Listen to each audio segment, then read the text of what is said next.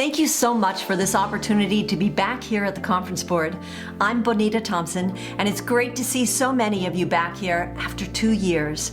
And we're delighted to welcome all the newcomers who are CEOs, Chief Talent Officers, educators, and executive coaches, all coming to this world-class summit.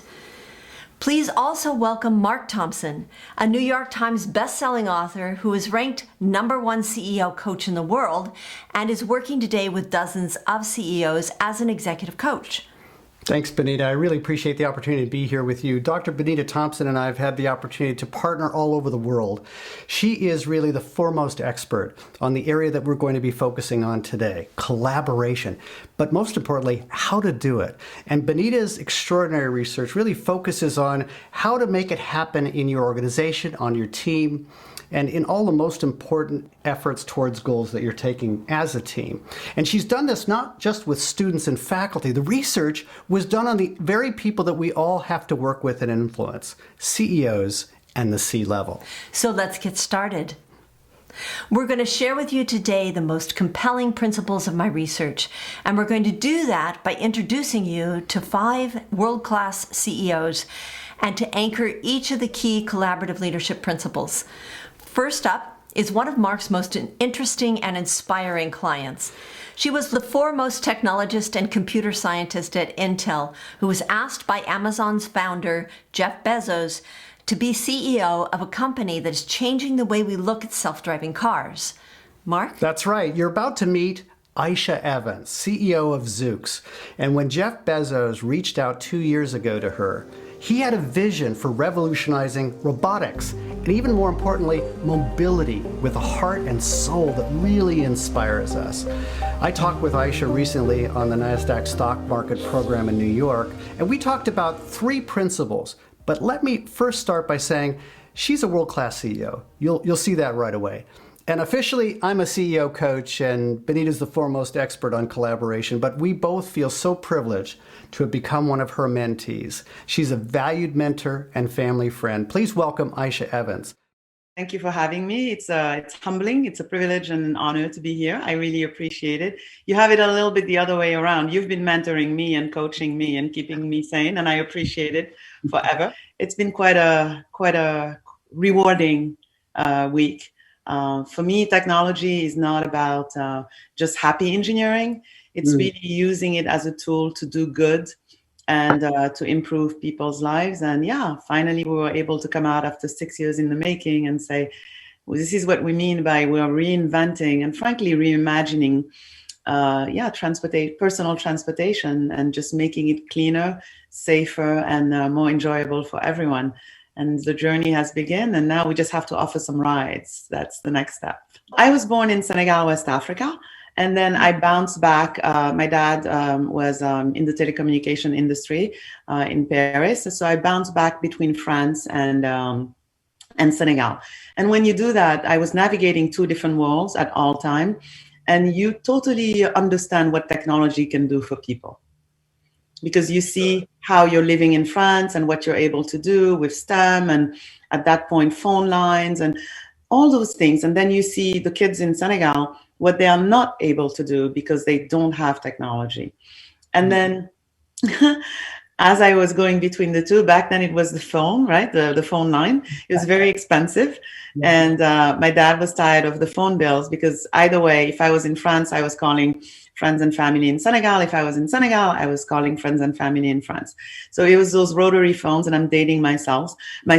He put a little lock on the phone so that you couldn't dial. Well, I was like, okay, how does this actually work? And I was like, oh, there's the little click that you rest the handle on. I was like, okay, it's bits, basically. Beep, beep, beep. So I started counting bits and just tapping to dial a number. So I would break out the number in how many clicks I had to make and what interval I needed between them. And voila, it started ringing. So of course he's like, I don't understand. We're still getting crazy phone bills. And I'm like, don't know who that is. And I know that's a simple story, but it was one of those little things. We also had a lot of, what is it called? VHS. And, they were very clunky at the beginning and they would break a lot. So I would take them apart, figure out what's going on and then put them back together. And that really what got me started, in addition to the debt of gratitude that I owe my parents, who basically said, education is non-negotiable. I know you're the firstborn and you're not a boy, but you're still going to be strong at math, physics, and all those things, no matter what you choose in the future. What's your problem? Where are you coming from? So I asked Aisha, what makes her particular mission so important for her? Because, you know, when you join a company, you're asked to manage or solve a problem. That's why you're there. That's what you're usually hired to do. It could be tactical, it could be technical, it could be strategic. But as a CEO coach, I'm asking all of us to think at a higher, more strategic level. There are unlimited problems and unlimited organizational style. So what we ask is, what drives you towards this particular problem? As a leader, where are you coming from that makes this a compelling and meaningful thing to do? You could do a lot of things. You see, Aisha, for her, she's African first and then became a European and then an American technologist. And that informed much of what you're going to hear about her journey and how she decided to go about solving great problems for humanity. So the first thing I do with entrepreneurs who ask me, and I also remind them, we took a victory lap, but there are many. This is a relay, exactly. There are many, many stages ahead of us and phases. So the first thing I tell them is believe, like have conviction. Right. Because if you don't have conviction, I mean, even Zooks, right? I sometimes tease Jesse, our co-founder, one of our co-founders. I say, so explain that to me again. So you're at Stanford doing a postdoc, and you haven't really had another job, and you just decide that you're gonna do Zooks, like create, like build a vehicle, AI stack, and I mean, really, like explain that to me. And he's like, well, I didn't know any better, but I did believe in the idea. So really have belief and conviction in the idea, the purpose, and really what the meaning, and be very, very tied to that. Second thing is associate yourself with good people who also have the conviction. Then pace yourself. And really, because it's going to be a journey, there are going to be up and downs. Even the super mega successful companies of today, we only hear about the good part of the story. We don't hear about when they faced, basically death or difficult situations or what have you. Right. Last but not least, thrive. And this is, I talk a lot, right now we're talking a lot about the vehicle and technology, which is super important, obviously. But how you lead through this is also key. Making sure once you find these good people, and the type of people you need at each phase are different, by the way, and that's okay, because what got you here won't get you there. Earn their discretionary energy. Figure out if you're doing something audacious, something ambitious, you don't need just directed energy or mercenary contract. I come, I do my job, and then I go home, and I come and I do my job and I go home. How do you have people so bought in that basically you don't have to give orders, you don't have to do any of that. They are so wedded to the mission and doing the right thing and working together that from a discretionary standpoint, they will do what it takes. And then last but not least, celebrate the little victories. Nobody climbs a big mountain overnight. Make sure that along the way, you take a few pauses and look down and say, look at how much we've done. It's funny, before joining Zooks, I only, the dashboard that Mulali all taught us, and I only had yellow, green for done or on track, and then yellow for caution, and then red, we have a problem, we need to do something. I've actually added colors at Zooks. I added blue for complete. Okay. So people could see the part of the journey that's been completed. And I added purple for unknown. Just reassure people, yes, we know that we need to do this milestone, we need to do XYZ, but we're not quite sure yet how to do it. And we probably need the learnings of the previous milestone to know exactly how to make it more precise. And that reassures people and helps with the discretionary energy. How do you win hearts and minds with a bold idea? So I love asking this question because it really comes down to 7 principles that she throws out at us. The first is belief. As she said at the end, no one owes you anything, particularly when there's so much purple, what Aisha calls ambiguity. So you have to show up in a way that shows that you have conviction. As a leader, if you don't have conviction, nobody else will. Secondly, there needs to be believers, not followers. There needs to be people who share a sense of ownership and passion, who care as deeply as you do about the purpose or the cause. 3, pacing. In other words, this is a sprint, sure, it's also a marathon. We have to go the distance, and if we really believe in what we're doing, then it's the cause that continues to push us along, that gives us that sense of persistence. Earn their discretionary energy. This is the 4th principle that she shared. It's not about being mercenary. It's not even about directing people's energy. It's that they're all in. They're the ones feeling called to this, and they're sharing that maybe tribal interest, that shared interest with you in getting that stuff done. 5th is celebrate the victories. Break it down into milestones. Don't just think about the whole race, but find ways to celebrate each chapter in the journey. 6 is measure the blue and the purple, not just the red, yellow, green. Red, yellow, green is about, I'm doing great, I'm having trouble, or I'm really needing help. Blue and purple really serving the purpose of got it done, or here's the vision of how we still think we need to land on the moon. We have not quite figured that piece out yet.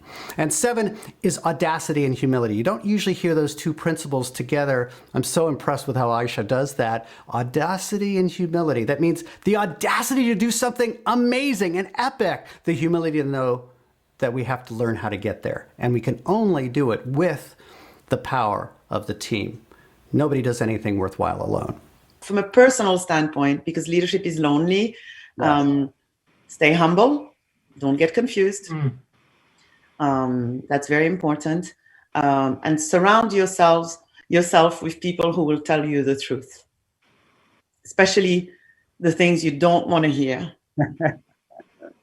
Because you go into this phase where basically at the end of the day, they're still an organization, they're still positional authority. Yeah. And when you're trying to do something ambitious, something audacious, diversity of thought and the speed at which bad information or difficulty travels to you is, those 2 elements are critical. But people don't owe that to you. You own earning that from them. And so I think those things are really important, because otherwise you don't know what's really going on, or you give an order and people just march down, even though they may not think it's the right idea.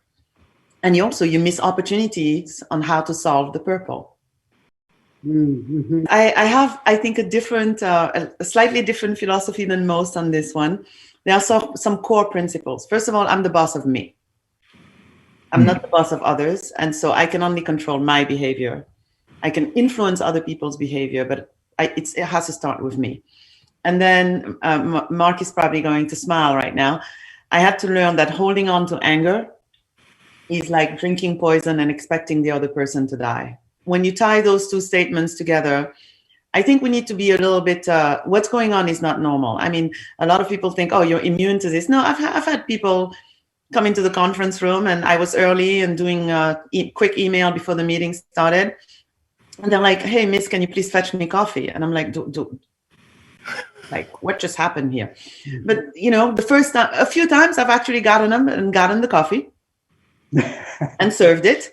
And then when the meeting started and we did the intros, I'm like, hi, Aisha Evans, CEO at Zook. So hi, Aisha Evans, Intel Chief Strategy Officer. And they're looking at me like, what just happened? I'm like, please don't make assumptions about people.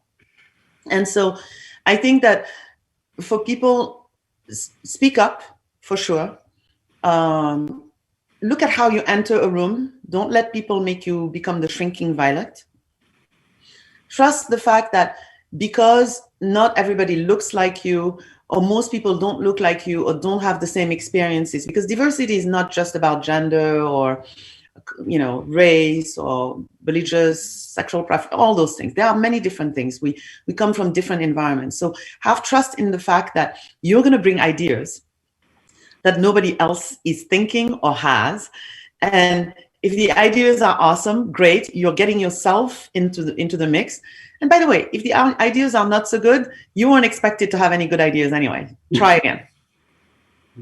And so my view is go the generosity route. I mean, I don't see how you convince a majority of something, excuse me, that they don't like or don't believe by fighting them. When it comes to mentorship and sponsorship, I don't understand why people just stick to people who think like them or look like them. Go actually find sponsors and mentors in the community of folks that don't look like you, don't think like you, don't have the same environment, and build a relationship and intimacy, because those people, I mean, some of my biggest sponsors, people who help me the most, don't look like me, either from a race standpoint, a gender standpoint, or an environmental bring up standpoint. But we have some of the tightest connections, and even this situation with Zoox, the resiliency of Zoox this year, you could look at it like the pandemic, fundraising, then an acquisition, what have you. But no, that's not what happened. After I came home, I was like, oh my gosh, this pandemic is real. Like, Dr. Jim was right. This is a problem. Who helped me? Andy Grove from the grave. Because I remembered what he always told me. During a crisis, there's opportunity. The bad companies, they will die. The good companies, they will survive. The great companies, they will emerge stronger, they will improve. And we had this theme of we're going to emerge out of this stronger. And, this is a white Jewish male. In this final principle for Aisha, I love how she talks about you being the boss of yourself. Even as a CEO, she doesn't really feel like she's entirely the boss of everyone else when it comes to you thinking about controlling your own anger, your biases, your emotions, and even unleashing your creativity. As far as she's concerned, that's all up to her as a leader. We tend to want to control or change others, even when I myself are unwilling to change. None of us is immune. So we all have to be very intentional. And here's the principle. Aisha tells us, don't make assumptions. Harvest the diversity that's possible in your organization. The best ideas come from everyone in the choir, every voice, every instrument in the orchestra played full out with their diverse points of view, their unique power, and their many different experiences that they bring to the table. If we're all the same, why are we all here? Hubert Joly is a dear friend. He's the former CEO of Best Buy and a Harvard Business School professor who wrote a book called The Heart of Business. It's extraordinary because he had to turn around Best Buy. It was an existential crisis. Everybody thought it was over for that retail store. And he brought the hearts and minds of a community of employees to transform the business. And he had 4 principles that I think we can all learn from. The first of which is you can't scale a company any faster than you scale yourself. What does that mean? Well, it means that the world's best CEOs, like Hubert, realize that the world is watching your every move. They're watching you as a role model. That's kind of a cliche, right? You're a leader, you're a role model. Well, it means that if I want my team to grow and change, it starts with me. I need a coach. I'm Mark Thompson, and I need help. He is often quoted in all of the literature. You'll also see this in his Harvard Business School talk. He'll say, hi, I'm Hubert Joly, and I need to change. And if I'm a CEO and I'm in the C-suite driving change, then I need a coach first. That's all good news for all of us here today. That's what I mean by you can't scale yourself as a company any faster than you scale the organizational structure, the team, and you as an individual professional. That's what Hubert Joly did at Best Buy. At Best Buy, everybody got a coach. You're going to hear that from Hubert. And they share openly what they're working on in the coaching process. Listen for what Hubert teaches us about what he's working on and what impact that had on Best Buy. 3 months after I joined Best Buy, I told our team in Minneapolis, look, this turnaround is going to be difficult, right? That means all of us need to be the best leaders we can be. And that starts with me. If you run into an executive at Best Buy, you can ask them, what are you working on? Right? And everybody's got a coach and is working on that. And it's been a long journey for me to learn exactly what Aisha was saying, right? To go from solving everything to creating an environment in which others can flourish and be successful. The next principle from Hubert is the environment always wins. I'm not talking about climate change, but in a sense I am. I'm talking about the climate you create, the culture that you build within an organization. People ask themselves more than ever today, why do we work? What's the point? Is it only to make a salary? Is it a form of routine or servitude or even punishment that we have to suffer through every day? Could it be that work becomes a part of our search for meaning? Our belief that we could have an impact in the world? For many of us, it's all three of those things. And we have to make bank, of course. And yes, we have to suffer fools and also be foolish. But hopefully, we're here to make a difference. And as a leader, we need to think very intentionally about the environment of safety, that ecosystem that we create, to make it possible for people to grow and change. Hubert himself said he had to move from being the subject matter expert, the technician. He had to change his mind and his heart from solving every problem and thinking about how he would be the one directing the solution, and instead push those decisions to his entire organization. So the culture itself would own the problems and find a way to serve the customer closest to the customer so that he wasn't the bottleneck at the management level, and let all decisions flow from the point of service. So moving my mind and my heart and my soul to problem solving and logic, to creating the right environment for others. And that's a game changer. I think, Mark, it starts with purpose and meaning and being clear about why do we work? Why are we working, right? In many cultures, work can be seen as a curse, a punishment, because some guy did something wrong in paradise, or something to do so that we can do something else. Or in contrast, we can see it as part of our search for meaning and what gives meaning to our life. So that's the first thing. And in fact, in the recruiting interviews, here's a very practical tip. When I was interviewed, Mark, for the CEO job at Carlson, Madeline Carlson Nelson, the daughter of the founder, on the 8-hour interview that I had on a plane coming back from Paris to Minneapolis, she asked, that was a long interview. She asked me a question, which is, Hubert, tell me about your soul. Tell me about your soul. Who asked this question, right? We're supposed to interview about experience, expertise, skills, motivation. And it's such a great question. So now when I do recruiting interviews or promotions or want to get to know people, ask them, what drives you? What's your engine in life, right? And who are you serving? What are you trying to accomplish? I told all of the officers at Best Buy, if you're trying to serve yourself or your boss or me as the CEO, as Alan would say, it's okay. I don't have a problem with that. No problem. Except you cannot work here. You can be promoted to being a Best Buy customer, which is a very exciting thing, but you can't work here.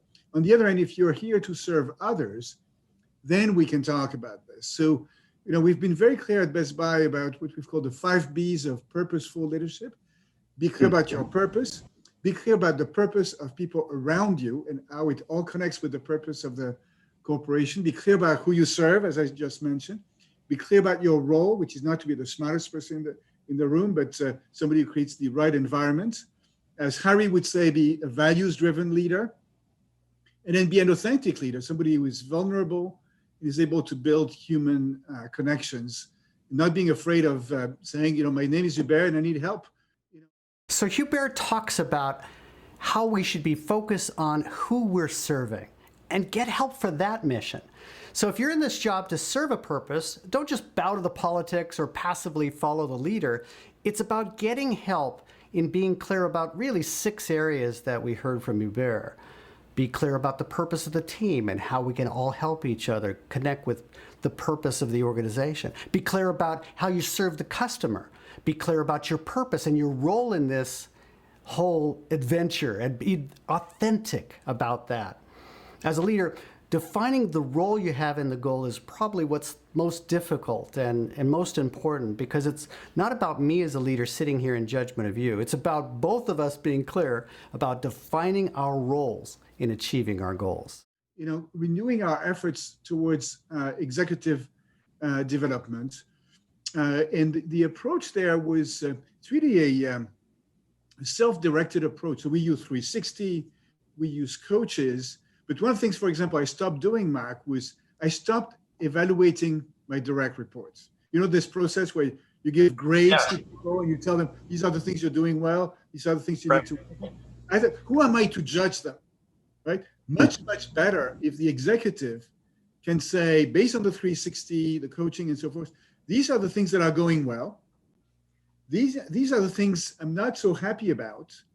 These are the things that I'd like to get better at. and this is my plan to get better at this. And in the conversation with me, my value added is to say, what do you need from me? How can I be helpful? As opposed to judging. And that makes it an incredibly positive experience and focuses the leader on, this idea of supporting. And Corey, it's so, let me pause here for a second. Because we need to, so I'm so proud, of course, that my successor is a woman, young woman, she's 44, 45, 2 wonderful kids. Initially, she didn't want to do it. If a boy is 80% ready for a promotion, the boy will say, oh, I'm ready. Oh, believe me. If a woman is 150% ready for a promotion, most women will say, oh, I'm not so sure. I first need to perfect what I'm doing. And plus, I'm not so sure I want to do this. And so as leaders of both boys and women, we need to be aware of this and not be afraid to put our thumb on the scale. So with Corey, it was then a matter of having the conversation. So Corey, tell me why you don't want the job. And Corey had 7 reasons why she didn't want a job, maybe 2 why she might want to have the job. And we had dinner. We had a real good dialogue. I gave her the time to think this through when the time had come that I was going to pass the baton. She consulted with a number of leaders, with her family, with her personal board of director. And then she came back and said, no, I actually want to do this. And so it's a big responsibility for us as leaders, and whether it's on gender or ethnic diversity or any other dimension of diversity, being able to decipher the nuances so that we can do a good job of allowing everyone to blossom and have the opportunity, for the best leader to get the job. And for me personally, this may be the thing I'm the most proud of at Best Buy is how well the succession has gone, and now she's really leading from a place of purpose and humanity. And in my next life, I want to come back and be just like her. Thank you, Marc and Hubert, for that important point that bringing out the best in others may not be a one-size-fits-all solution. Another leader who inspires me in the area of bringing out the best in others is Jesper Nordengard. Jesper is currently president of Colgate North America, and he was responsible for Colgate's pet nutrition division's extraordinary growth, which required a challenging digital transformation in the midst of the pandemic. He's an expert in brand identity and in bringing diverse communities together with a common goal. As we've discussed, Jesper, the great accomplishment requires great teamwork and seeking out multiple perspectives. So how do you manage a team when there's a disagreement? I think it's so crucial that a team at some point storms and that you get the different point of views on the table, and that you create as a leader. I think our finest task is to create that psychological safety, that people are comfortable fighting for their opinion. And of course, you also got to build a culture where you can consent and move forward so that you actually do make a decision. But especially in big organizations, my experience is when you can drive those forced collisions between the groups, then you break the silos and magic happens. Okay. Do they ever argue with one another? Oh, absolutely. I mean, I think that my strongest teams, they are, you would walk in and you think that they are fighting, but they're just arguing, right? But those are the best teams because they trust each other enough to be direct and be clear. My weaker teams are those where it's a very polite and very careful culture. They struggle in getting the right issues on the table and to tackle them head on. And so I think it's a good sign of a healthy organization when people actually engage with each other. But of course, in a respectful way and also in a way where you can consent. I think we need to think a little bit about words sometimes, that we don't have to align and agree on everything, but sometimes, I'm not going to get it my way, but I can accept the decision, I consent, we move forward and we learn from the decision, and then basically the cycle continues. If some people think that aligning meaning that everybody kind of get their say, I don't think that's good collaboration, right? But you've got to make sure that everybody's heard and everybody understands why you as a leader make the decisions you make. Then you start creating that healthy culture of constructive conflict, forced collision, and energy. And how do you build a sense of trust in the group? Because that is so key to an effective collaboration. Your strong teams who have that trust innately, how could you guide the teams that don't have maybe that strong of trust yet? Yeah, it's a good point. I think the trust is foundation for everything in a big organization and in a partnership, right? It's whether it's a personal relationship or if it's a professional relationship. So I think the first thing is everybody got to recognize that trust takes time to build. It's something you can lose in a split second. So I think you got to be focused on building trust every day, and also be careful about not losing it by one silly act. You got to spend time building those relationships, and when you, as a leader, when the team disappoints you or when the team doesn't deliver, you got to be careful about how you engage to not break the trust. And to not make them just try and second guess what you want. So I'm always trying to get the team to tell me what they learned from an experience. And if they basically, even though if we failed miserably, if they came to the right conclusion, I'm very careful not to be the Monday morning quarterback and poke them in the head that I could have told you so. But I actually say, fascinating, you learned from this, let's move on, right? And I think remembering that, especially under stress, under pressure, is very important. Then the team also learns that it's okay to make a mistake as long as we learn from it. A big part of creating a collaborative environment is determining how decisions get made. So how do you go about setting a process for healthy decision making? I often walk into the trap of people come and say, here's an issue, do you want to do A or B? And you ask me a question like that, I'll tell you what I think, right? And then, okay, good, and walk out. So some people are good at asking questions to actually tap into my experiences and my intellect. Others are just doing it to basically make me take the decision, right? And that's been also one of the things I've been working on, is to remember to stop and ask and drill a bit deeper into the recommendation they're bringing, and also basically relay back the question to them if they're not clear on what they want to do, and say, hey, what do you want to do? What's your recommendation and why? Because I think there's a lot of learning and power in that, right? So yes, people come to me all the time. They also come too often. It's one of the things I'm really working on in my organization is empowerment. Because one thing is for me to say you're empowered, another thing is for you to trust me that I mean it, and to also accept the accountability that comes with empowerment, that it's your decision. And so this is one of the things we spend a lot of time on. And again, it's a construction site for me, because I just have my instinct is someone asks me for help, I will help them. And I have a tendency to give them the solution, and my solution is not always the right one. That's a really good point.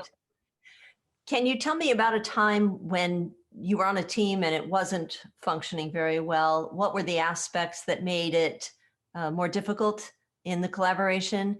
And were there any solutions that you offered to address those characteristics? Yeah,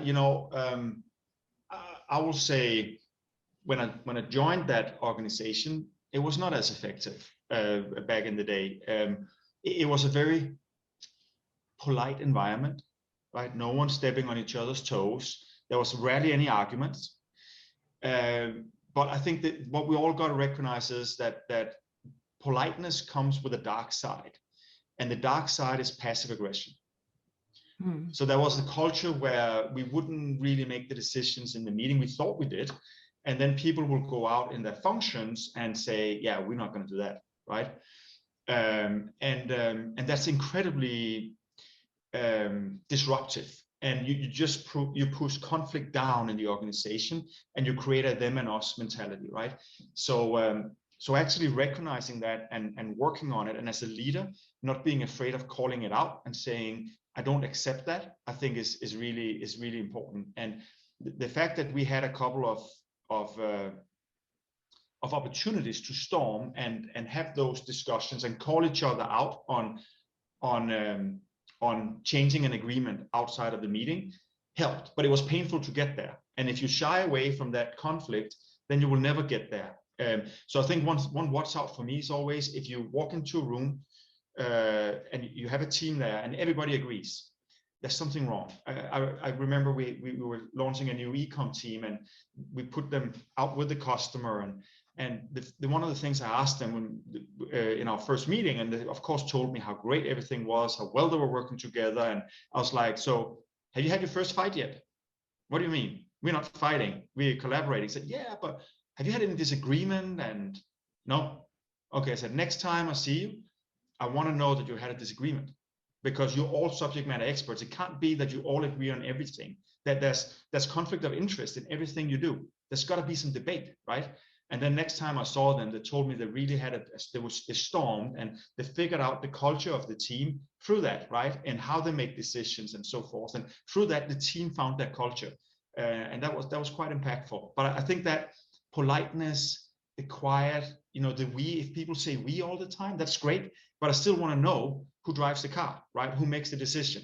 So I think that's, again, a symptom of lack of accountability. If you ask someone, okay, who's responsible for making this decision, and say, well, we are. I said, no. There's got to be someone who's in charge of this. It doesn't mean you don't work with the rest of your group, but there's got to be someone who kind of drives the car. I like that analogy, right? Someone drives the car, hands on the steering wheel, and you have passengers in the car, someone with the card, someone on the back seat, and you can change driver, but someone is basically making sure we don't go into the ditch.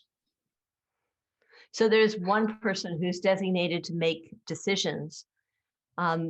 When you're collaborating, do you call out, oh, these are the decisions that need to be made in order for us to achieve our goal? And if so, how do you go about, let's say there's a disagreement, how do you go about resolving who gets to have it their way? Yeah, now we're getting to the core of it, right? Because that's the hard piece. And first and foremost, I think there's simple tricks. And we enforce this in my organization. A meeting with me, I need to know why I'm there. And if it's just an update, they can send it to me, I can read it. But so a meeting with me, there's an objective of the meeting, and there's decisions on the first page.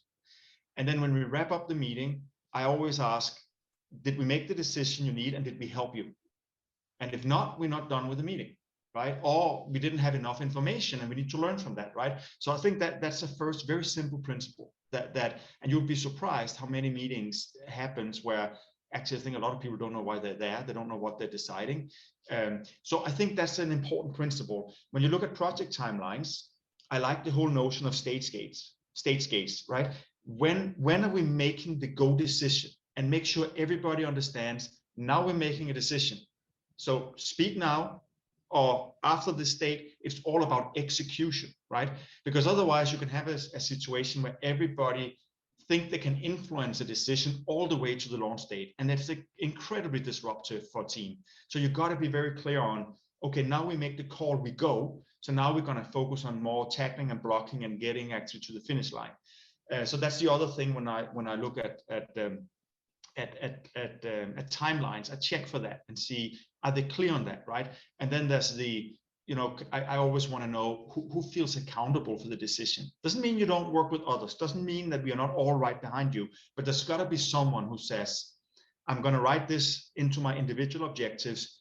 I feel accountable for us making this happen, right? And again, if it's too many people, then there's too many opportunities to say, I thought you did it. I thought I did it, right? So make sure that there's that kind of ownership. And then to your question about what do you do when there's conflict, you need to get to a decision, right? I think you need to take the time and listen. I think you need to be very clear on why you're making the decision you are. And I say that to my organization all the time, right? I'm onboarding right now, so I'm meeting the entire organization, and I tell them, listen, I'm committed on listening to your suggestions. I can, of course, not tell you that I'll do everything you suggest, right? I may not agree with it. It may not be a strategy. We may not have the resources, but I promise you I will listen, and I promise you I will tell you why I make the decision I make. Then I expect of you that you then consent, and that you accept the company decision and you help us execute. And it goes for me as well, right? That I have strong point of views on my business unit and what we need to do to win. if the broader company says that's great, but we need to do X, Y, Z, I'll probably repeat it once or twice. But if we still are going that direction, I respect the company's decision, and I'll do my best to execute. And as long as I understand why we're making the decision we did, then you have me on your side.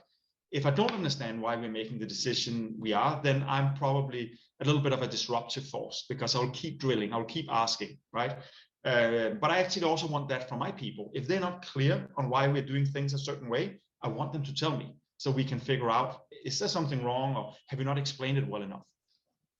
I love this idea of being very clear about designating when decisions are being made, who's making that decision, and what evidence are we going to use to make that decision before we make the call. And I think that's really, really helpful. I also really liked your comments about encouraging disagreement and actually marking that as a sign that the teams are collaborating well or not. So thank you very much, Jesper. I really appreciate this interview, and I appreciate you giving us your advice on how to become better collaborators. Thanks so much, and thanks for all your great work. It's inspiring, and I was very happy to be here. Welcome back, and I'm excited to introduce you to Gary Ridge. Gary Ridge is CEO and chairman of the WD-40 Company, and he has been there since 1987, and throughout that time has seen extraordinary economic growth and creating economic value. He has done this principally through creating an extraordinary culture. Welcome, Gary, to our conversation. Hey, Bonita, it's a delight to be with you today. Thank you for inviting me. Thank you.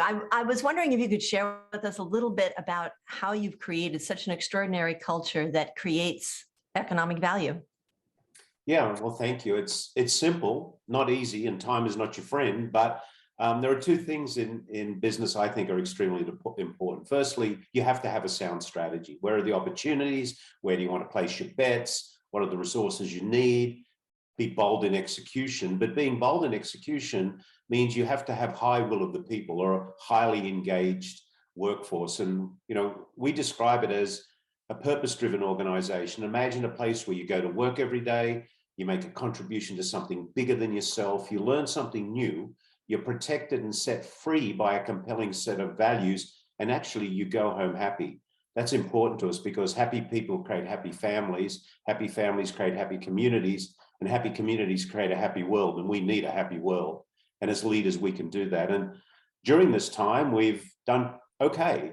We've about 6x'd our revenue, 10x'd our market cap. We market and sell our product in 176 countries around the world, so the sun never actually sets on WD-40. And how have you created that extraordinary culture? What are the key elements?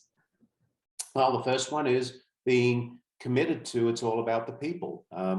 Many organizations don't have cultures where people feel like they belong, and belonging is so important. It's one of the biggest desires we have in life, is to belong.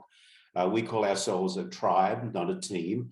And we call ourselves a tribe because the earliest civilization was tribal, a place where people belong, they do meaningful work. That's a place of learning and teaching. We have a compelling set of values. Values are there to guide people and set them free, which is so important. So we hold people accountable, and we are coaches, not managers.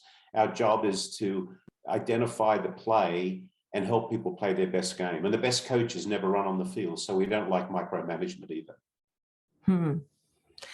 So you have talked in the past about having a culture that has caring, candor, accountability, and responsibility. And I'm really interested in how you create a caring culture at the same time you're encouraging a diversity of thought and avid discussion. Can you share with me how you disagree with others while showing that you care for them? Oh, yeah, with respect and dignity. Care is, one of the biggest issues that leaders have is when their ego eats their empathy instead of their empathy eating their ego. So having a caring culture is not only do leaders care about their people, therefore that they applaud them and reward them for doing great work, but they're brave enough to have those redirection conversations. But those conversations are not about ego. They're about what a true coach is. And a true coach is someone who sees someone's potential and helps them become a better version of themselves. So our times of conversation are really around how do we together become better together. That's excellent. What about when people disagree and you're in a meeting, there are different subgroups forming? How do you help the group through that kind of decision-making process? Well, disagreement's fine. I mean, I think most people actually disagree because there's not clarity around the information that they have around the subject. I've seen situations where, it's great to ask this question. What do you know that I don't know? What are you seeing that I'm not seeing? And how can you help me see what you see? And if you have a conversation that's based on curiosity, not necessarily blame, then you can bring out that conversation. So, there was a great book written called Who Moved My Cheese? There was a follow-on from that book called Out of the Maze. And in that, one of the things that are quoted is, why do you believe what you believe? And that's a question I think we should all ask ourselves often. Why do we believe what we believe? And is there really depth in our belief? Brené Brown makes a beautiful statement. She says, in the absence of facts and data, we make up stories. And I think it's those stories that really feed into disagreement. So curiosity, asking questions, it's so important. Gary, thank you. Is there anything else that you'd like to share with our great leaders here at the conference board regarding how they can become more collaborative in their environment? Well, I'd like to say, number one is we have as leaders the greatest opportunity in the world to make a difference because we touch more people every day. So if we can send people home happy and create a happy world, we've done more than anybody could ever do in the world. And to do that, it's not about you, it's about those you serve. It's not about ego, it's about empathy. It's you being a coach and helping people step in to the best version of their personal self, because life's a gift and we don't need to send it back unwrapped. That's excellent. Thank you so much, Gary. Appreciate your time on this. My delight. Thank you. Maggieholtz is Senior Vice President and General Manager at Indeed, and there she focuses on serving her global customers. Prior to that, Maggie was the Director of Sales at Google. When there are these collaborations happening, are there disagreements of which direction to go? And if so, is there a system or a way in which you approach the disagreements so that every voice is heard? Yeah, so we have, we do use a number of sort of shared working documents when we're sort of hashing through how might we go about solving a particular problem, or how might teams work together. And I think part of having a collaborative culture is welcoming that there will be disagreement, and sometimes inviting the disagreement. You don't want people to sweep that, under a carpet. You want to encourage speaking up if you disagree. You want to encourage very diverse contribution, and definitely people don't always agree on the best way to go. So we encourage sort of teams to work that through together, to sort of bat around ideas, to talk about the pros and cons of various approaches. And oftentimes, they come to resolution given the time and space to actually have the debate. And I think it's also important to, if teams try something and something goes wrong, to have a culture where it's not about blame, but about saying, okay, what did we learn? What was sort of the root cause of this thing? How are we all collectively learning and getting better together, versus saying, okay, this didn't work, this was wrong, let's go this way. Again, sort of saying, all right, we're trying to solve this problem collectively. There's a range of ideas. We've tried something that didn't work. How do we think about the next thing we'll try? And it's sort of like a growth mindset for the whole organization. But how do you make sure employees take that tack and not an approach of like, well, we'll try your idea. If it fails, then it's on to my idea, or something like that, right? Versus they're all sort of working together to say, what can we learn from this? And then how do we get better together? So a real learning culture that that reaches out to try and learn different aspects, because you might even take some aspects of the failed attempt. For sure. Yeah. For sure. Yeah. And I think in a lot of tech companies that are running, many A/B tests, many experiments all the time, you have to have sort of the, what have we learned? How do we take it? How do we improve? And you need the organization to be sort of open to other ideas or willing to share, this is what we tried, this is why it didn't work. We want the rest of the organization to learn from this and maybe help us build upon it. Maybe there's an angle we haven't thought about. And to welcome that input from other teams versus, keeping it at arm's length. That's a very difficult thing to instill in an organization. There has to be a lot of safety and trust. How do you go about building that kind of trust in the organization? Again, I think it comes back to what the leader's role model. So, again, when something goes wrong, making sure that it's, not a sort of blame approach, but okay, what have we learned? How are we going to improve? How do we make sure we get better next time? The leaders themselves role modeling how they contribute and, help each other. So, for example, I have the enterprise business. I have a peer who leads our small business pillar. And there are many areas where we collaborate. And we try to make sure that our teams see us doing that, see how we're thinking that through, see how we're trying to think about sort of the broader organization as we work together. And, I think then there's other things like, how do you have teams when they do feel like, wow, I'm not sure that this team has the best intention, going back to your sort of question about how do you build trust, having there be the opportunity to talk things through with teams to really understand where people are coming from. And my goodness, usually in organizations, there are so many problems to solve and so much, great work to be done. So letting people just talk through and trying to have sort of the approach where, you give people the benefit of the doubt and you try to actually understand their perspective before jumping to any conclusions. Again, it's a journey to build trust, but a lot of it starts with just being humans with each other, talking things through, and then trying to find the common ground and sort of building from there. So just lots of conversations that are very open and honest, it sounds like. Yeah. And a lot of listening. I heard someone say something great last week. They said, listening should be like an on-off light switch, not a dimmer switch, which I thought was so great. But you should be listening and really trying to understand, or you should be, obviously doing something else, but don't sort of half listen, half give people your attention, be multitasking when you're trying to understand where they're coming from.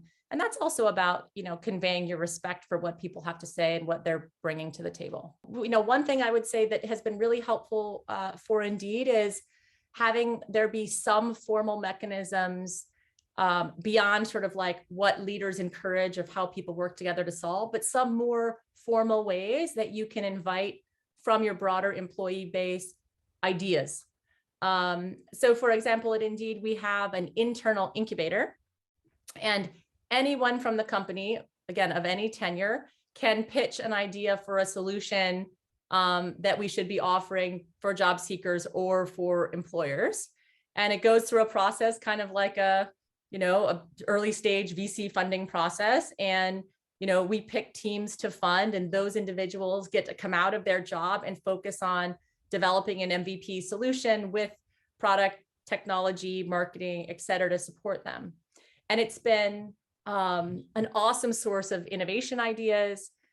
Many great ideas come from sales and CS for new products. People who don't necessarily have technical backgrounds, but are very, very close to our clients and see opportunities. And we've been able to celebrate those teams as, look, this concept of great ideas can come from anywhere in your organization. But how do you make sure those ideas get heard? And how do you create sort of forums for them to rise, especially when they might be people who are in their first 5 years post-college, but have great ideas?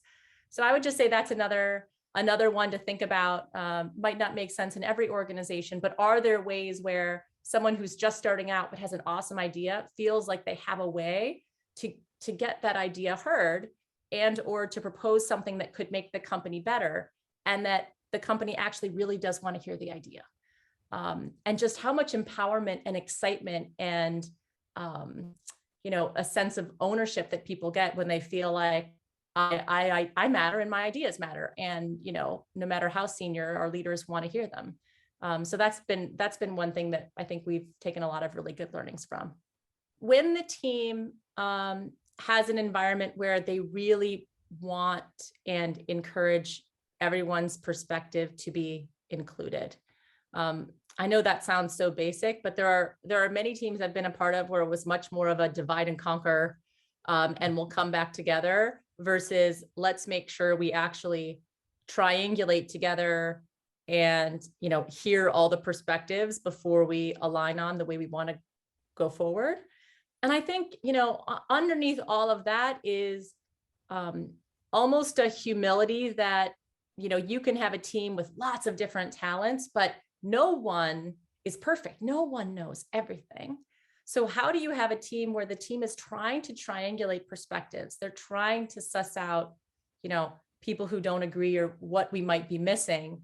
And then you get this dynamic where, the team really is engaging with each other and trying to help each other. And also, again, not shying away from debate or dissent, but welcoming it in the spirit of trying to get to the best possible outcome. That's excellent. So issue-based conflict rather than personality-based conflict. Right. So it's about the idea. It's about what are we working towards? And look, if there's an individual who's behaving in a certain way that is problematic for the team, ideally in a high-performing team, you might say, hey, you are obviously not paying attention. You are multitasking on your phone. And when you do this, when we're working on a team, like everybody feels like you don't care, you're not listening, but there's enough trust with the team where you can actually call people on behaviors that actually might be problematic for the team, but you've worked together so much and you're ultimately all trying to achieve a goal together that, you might drift, someone might drift and be behaving in a way that is creating a bad dynamic for the team in whatever way, but you can actually address it and talk it through, just like you might with any human relationship that you have. And I think in high trust teams, they can have those conversations with each other and, and understand each other better and then figure out the best way to navigate whatever that thing might be. But yes, back to what you said originally, I think ideally highest performing teams, it's focused on what is the goal? What are we trying to achieve? There's buy-in and understanding of the context around that thing. And then the team is trying to, play off each other's strengths and use them all towards figuring out the best way to achieve whatever the goal is. That's an excellent summary. Thank you. I'm wondering too, at Indeed, you also have a lot of other companies that you're working with, and you do surveys to try and find out about those companies. What is your thought about, have people improved their collaboration skills by going virtual, or has that made it more challenging? That's a good question. I think that over the period of COVID and everything that we've been through over the last 2.5 years, organizations have become more human and more empathetic. I think working together where you get windows into people's homes and, you see sometimes their kids are crawling all over them or they've got other things going on. It creates sort of a different tenor of a lot of the meetings and conversations. And I've heard many companies say, we used to start our meetings just sort of like, this is the agenda and we're getting down to business. I've heard similar people say things about boards they were on. And instead, in this period of time, people have been starting and thinking about, how are people actually doing as people, first and foremost, and then sort of getting into the agenda. And I do think foundationally, that is, extraordinarily helpful for great collaboration, because as people start to know each other and trust each other more and are just more open with everything that's going on in their life, they feel less inhibited about just saying, gosh, like this thing, these are my concerns and here's why. And understanding that they're not coming at it for some, egotistical reason. They're coming at it because they're thinking it through and they're trying to make sure as a group, we're making the right choice. We're doing the right thing. So I actually think, in a lot of the various feedback that we've heard about how people are thinking about culture in companies, now that there's so much virtual, empathy in organizations, mental health in organizations, all of that actually does help in getting people to think a little bit differently about collaboration. Now, all of that said, there's definitely still a need for in-person. We just had a bunch of our leaders together just last week, and it was awesome to see our, product and engineering leaders gather together, in a room on a big whiteboard and work things through in a way that they just haven't really been able to do over the last 2.5 years. And the excitement and the energy that comes from problem solving together, it's hard to fully replicate in a virtual environment. But, the willingness to collaborate and to understand where people are coming from, I actually do think this period of time has made us stronger, not weaker in that regard. Thank you, Maggie. I appreciate you sharing your ideas at this conference, and we look forward to learning from you more. My pleasure. Thanks for having me. Well, thank you, Dr. Bond and Maggie, for that inspiring discussion about the future of work. It's such an important topic when we think about collaborative leadership and the journey of an executive leader. Enrique Lores is one of those amazing long shot stories as an intern who was sitting there in a classroom in Spain, and a group of engineers walked in with passion about how to build stuff, and he just couldn't get enough. 3 decades later, he's CEO of Hewlett-Packard Corporation. Now, the story he's going to tell you today, I want to really break down into 4 areas that are fundamental for all of us as executive leaders. The first one has to do with making the first version of that great product and then breaking it. Make that first idea obsolete. And he'll share how that leads to the second idea, which is it gives you a sense of humility and hubris. In other words, I did it great once, I'm going to do it even better next time. Third, how do you find people on the team who could be your colleagues, your co-conspirators, your collaborators, who really want to work with you and mentor you towards that process of falling forward and innovating every day? And then finally, how do you make it safe for everybody in the ecosystem? Make it safe to fail, test, experiment, make yourself and others even better. Listen to Enrique.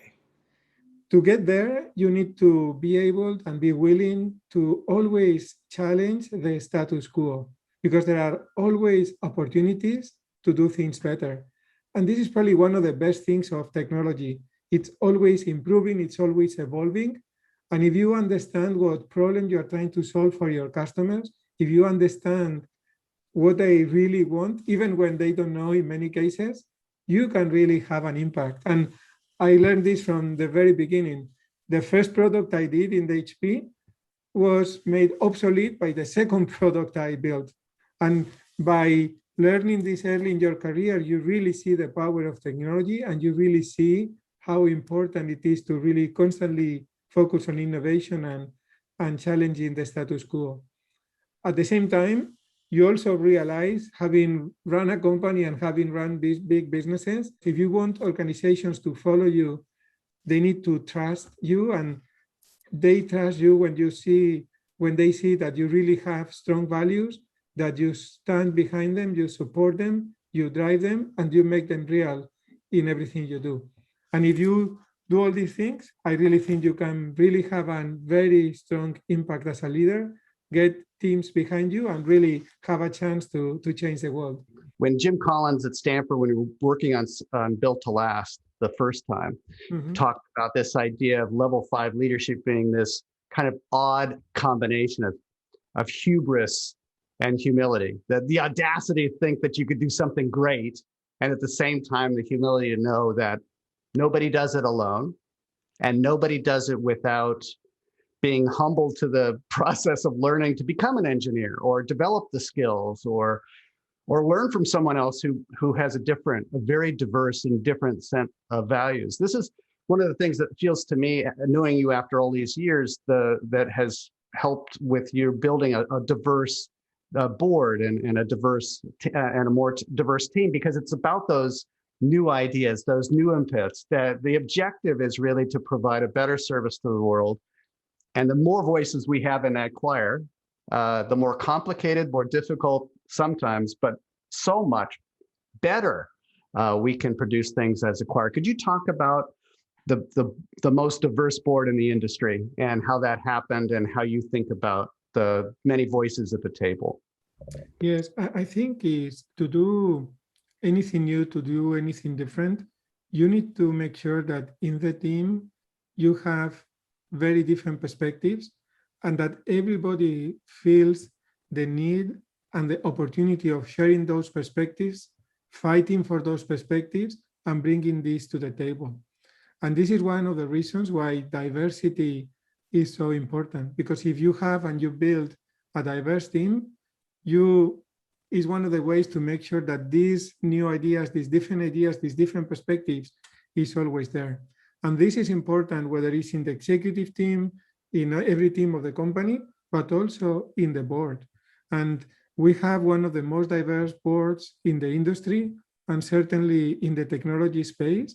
And this is one of our most important assets, because every member of the board comes to the conversations with a different perspective, with a different idea, shares that perspective, and by listening and building around those ideas, we can really create a better plan, we can create a better company, we can create a company that responds better to the changing needs that we see in the world.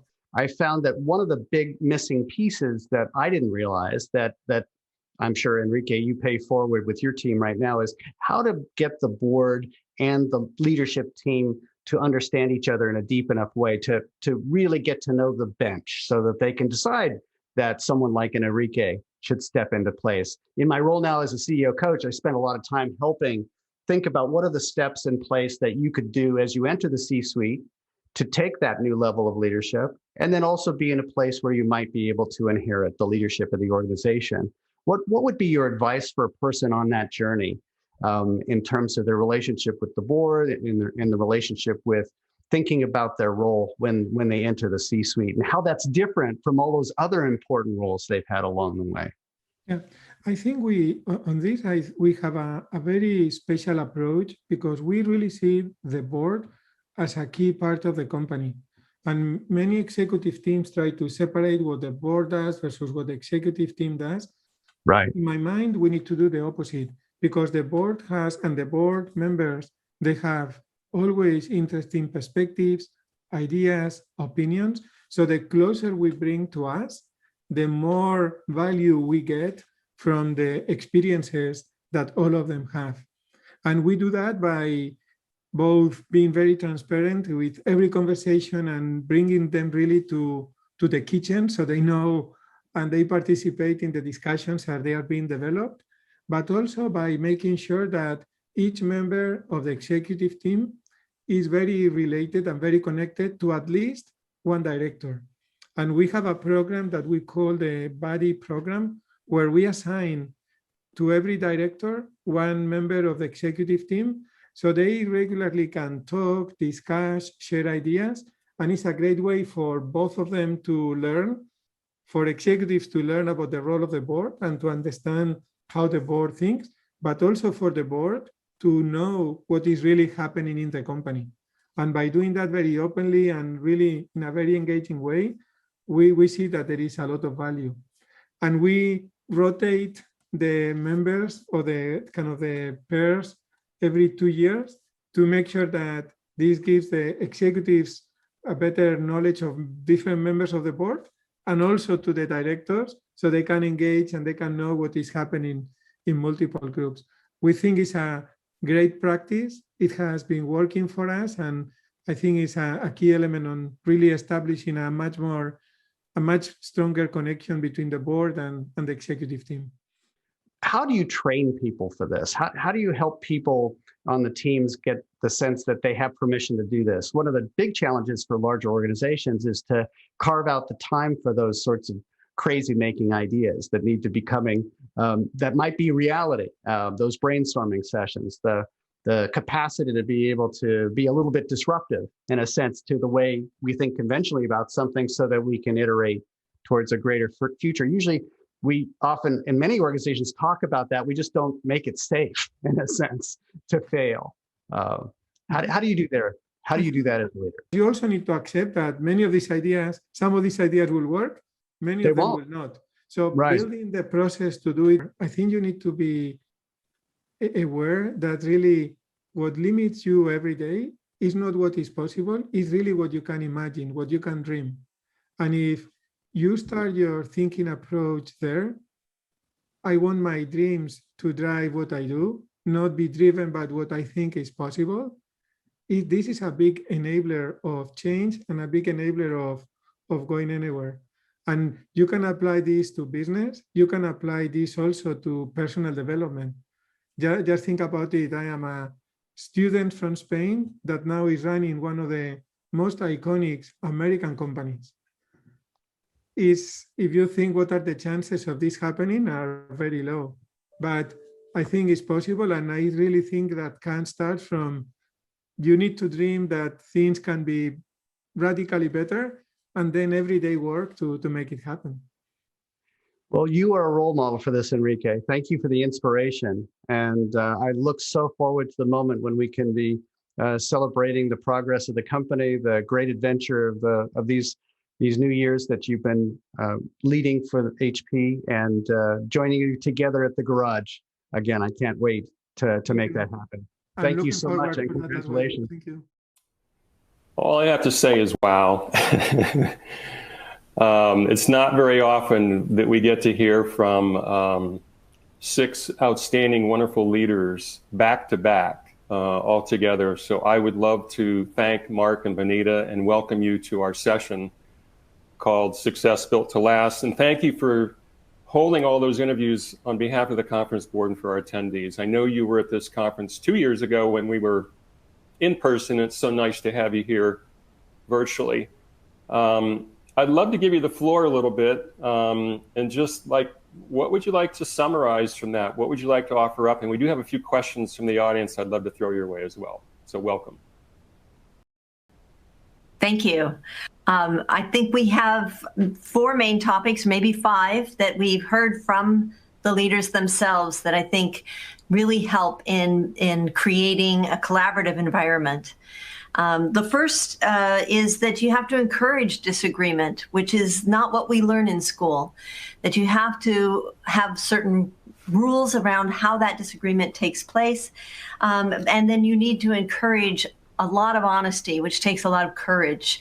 And we heard that from Aisha, who told us that you have to surround yourself with different ideas. And we heard it from Hubert, we heard it from Jesper, that disagreement is what creates that strong team and allows you to reach your goals.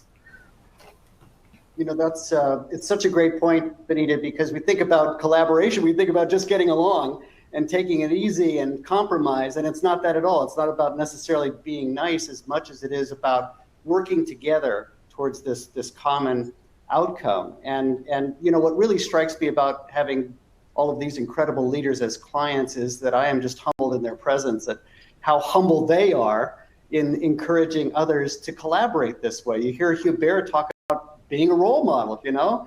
I think we all should get better because we have this epic existential crisis at Best Buy. How the heck are we going to turn this company around? We have to be the best we can be. And you know what? I go first. I'm going to be getting a coach. We're all going to get coaches. We're all going to talk to each other openly about that. So Aisha kind of takes that to another level when she says, you have to be the boss of yourself. I am the boss of me. So that I'm taking responsibility for the fact that, you know, this next meeting, who am I going to show up as? What kind of person am I going to be? I'm going to be the one that is going to engage others in collaboration. Am I the one that people want to follow or partner with or feel safe to argue with? So this notion of collaboration really having this through line of taking personal responsibility as well as being willing to have kind of courageous conversations, right, Bon? That's right. And part of those courageous conversations come from a culture that's willing to learn and to grow. We heard that from each one of our executives. How do you create that environment that is willing to learn and grow? How do you foster the conversations that need to take place?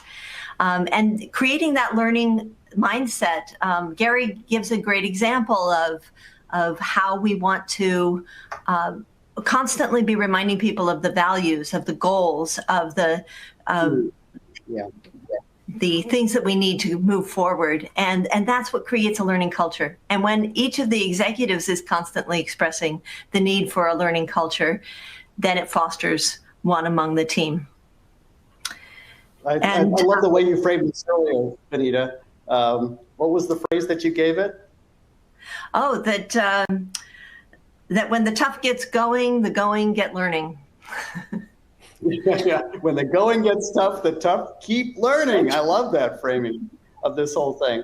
And the fourth point that I really resounded and applauded with this group of leaders is also how they're investing and trusting other leaders to collaborate without them in the room.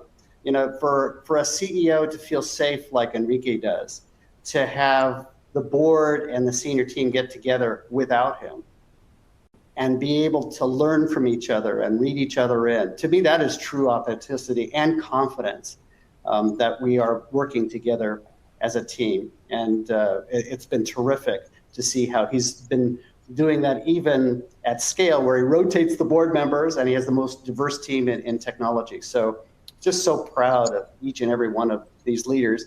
And Bonita, did you have a fifth point in mind as well? There was a great one from Gary earlier too.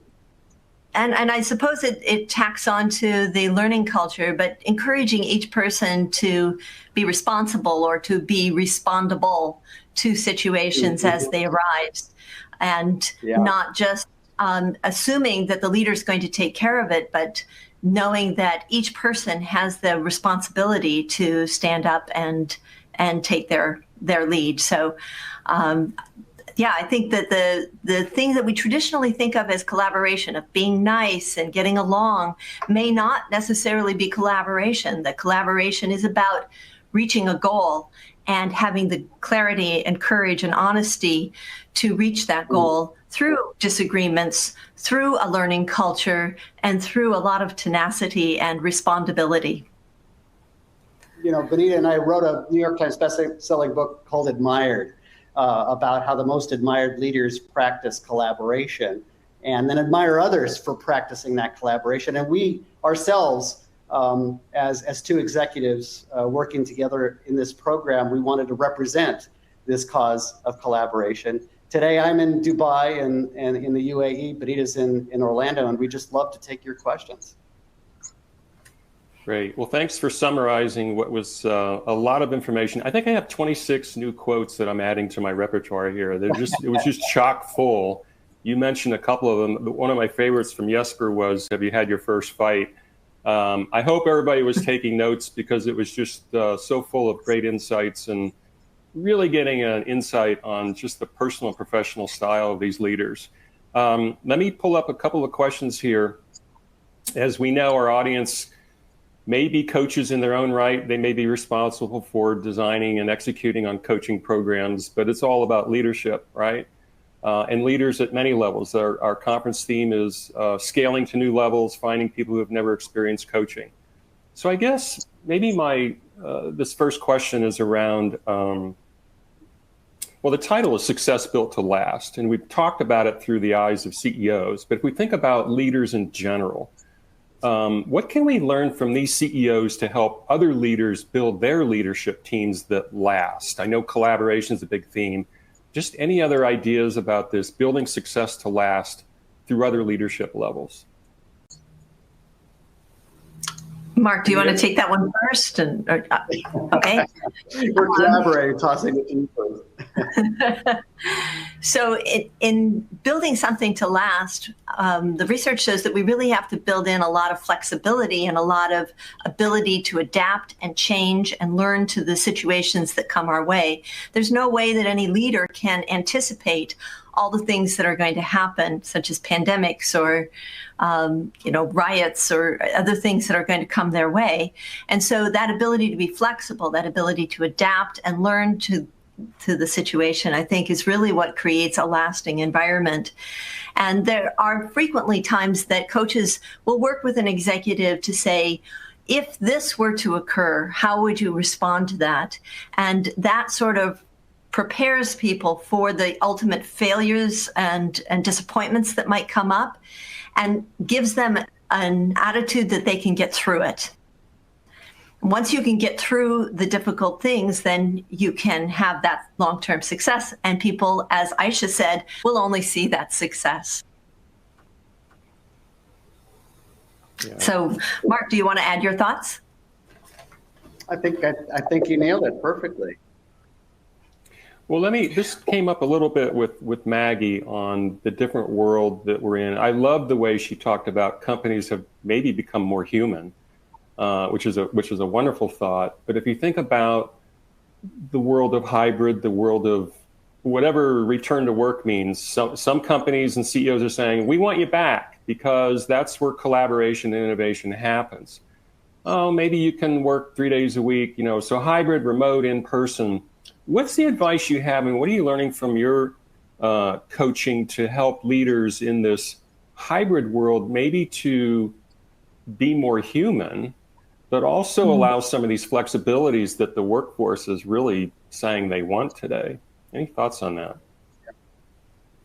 Sure. I mean, what Bonita and I have experienced is working with now in 83 engagements with chief executives and people just stepping into that seat, all having their own hero's journey, like each of us on this call. All of us have had this kind of hero's journey where we've had to face all sorts of pressures and new interactive challenges of trying to get work done and get projects done and have a life, handling the isolation and otherwise. I've traveled more in the last 3 months seeing these people than I have in the last 3 years, of course. And it's interesting to hear those connections like Maggie described, almost being like, coming to a high school reunion, screams and yelps and hugs and people needing that very deep and natural human connection. And then commuting for a couple of weeks to work and going, that maybe not as much fun as I remember it was. And so I think what we're seeing is this anthropological change that varies very much by culture, whether it's in a Gary's company or Aisha's or Enrique's, Hubert's or Jesper's.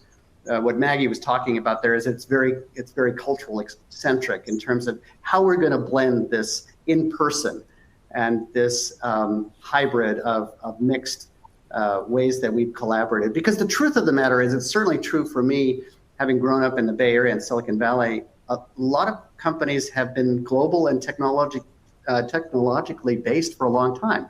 We've just had a few of us sitting around the table, and the rest of the important world was sitting outside the room.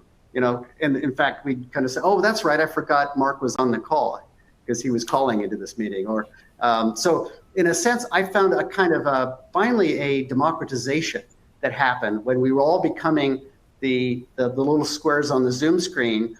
Enrique talked about how he never imagined he couldn't do engineering without being right together. That's how he did it for 35 years. And now he's sold on the idea that he can be out and with his people, and they can be taking selfies and screenshots of their communication with him. They're not at the back of a ballroom or a factory. They're right next to him. They all have access. And so that's, I think we're launching evaluations now. We want to thank you so much for this opportunity to be here. Was there a last question that you thought we should? Yeah, one more from another David in the audience. I'll end with this: is how are you coaching people now to have really authentic conversations? It's tough. Well, I think authenticity, there's been some mystery and myth to it, because important thing is that it's authenticity to the mission and values and the connection and the culture of an organization. It's not authenticity about everything. I mean, I'm going to tell you about how starving I am because I didn't eat today, or how insulted I might have felt for a moment while I'm standing here as the leader in the organization and realizing I need to shake that off because these people just come from a funeral, and I want to relate and have empathy to their experience. What would you say, Bonita, that it's authenticity to the goal? It's authenticity to the goal. And certainly we can't forget the human element of it. For example, if they are coming from a funeral, we do have to have that human touch, that bedside manner. And perhaps that's what he means by an authentic response. And certainly helping people refocus on what the goal is and why it's mutually beneficial to all parties really helps them get recentered, realigned in a virtual world where everything is changing so quickly. I think that it's great to have that North Star that stabilizes all of us and helps us get through the hard times. Yeah. Well, on that note, Mark and Bonita, again, just a huge thank you for bringing your world into ours. The conversations with the leaders and your insights about this. I'm sure you love what you do, and we love it. So thank you so much for your time and energy and enthusiasm. Thank you, David. Thank you, David. It's been great to be here. Take care. Thank you.